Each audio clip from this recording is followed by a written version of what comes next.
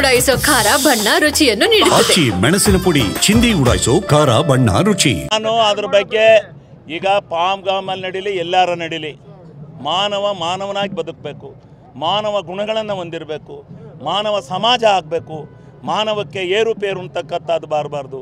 ಬಸವಣ್ಣವರು ಯಾವ ರೀತಿ ಈ ದೇಶದಿಂದ ಜಾತಿ ವ್ಯವಸ್ಥೆಯನ್ನು ಕಿತ್ತು ಒಗೆದ್ರು, ಅದೇ ರೀತಿಯ ಜಾತಿ ವ್ಯವಸ್ಥೆ ಈ ದೇಶದಲ್ಲಿ ತಾಂಡವಾಡಬಾರ್ದು, ಅದು ಹೋಗಬೇಕು ಅಂತಕ್ಕಂಥದ್ದು ನಮ್ಮೆಲ್ಲರ ಸಿದ್ಧಾಂತ.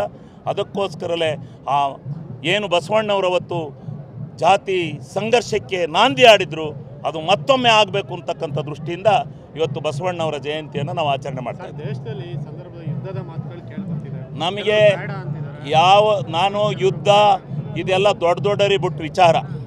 ಪ್ರಧಾನಮಂತ್ರಿ ಇದ್ದಾರೆ, ಮುಖ್ಯಮಂತ್ರಿಗಳಿದ್ದಾರೆ, ಅವರು ಇದ್ದಾರೆ. ಅವರು ಒಳ್ಳೆಯ ತೀರ್ಮಾನ ತಗೊಂಡ್ರೆ ಜನ ಎಲ್ಲ ಜೈ ಅಂತಾರೆ.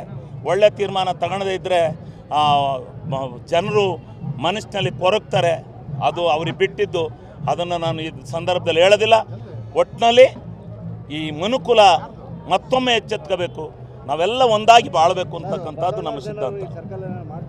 ಯಾವುದು ಬಸವಣ್ಣವರ ಸ್ಟ್ಯಾಚ್ಯೂನ ನಾವು ಇಲ್ಲಿ ಆ ಕಡೆ ಬಸ್ ಸ್ಟ್ಯಾಂಡ್ ಹತ್ರ ನಾವು ಪ್ರಾರಂಭ ಮಾಡ್ತೇವೆ. ಆ ಕಡೆ ಸರ್ಕಲಲ್ಲಿ ಬಸ್ ಸ್ಟ್ಯಾಂಡನ್ನು ನಾವು ಮಾಡ್ತೇವೆ.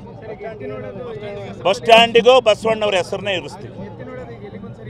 ಎತ್ತಿನೊಳೆ ಇದಕ್ಕೆಲ್ಲ ಎತ್ತಿನೊಳೆ ಅಭಿವೃದ್ಧಿ ಕೆಲಸಗಳ ಬಗ್ಗೆ ಎಲ್ಲ ನಾನು ಮತ್ತೊಮ್ಮೆ ಮಾತನಾಡ್ತೇನೆ.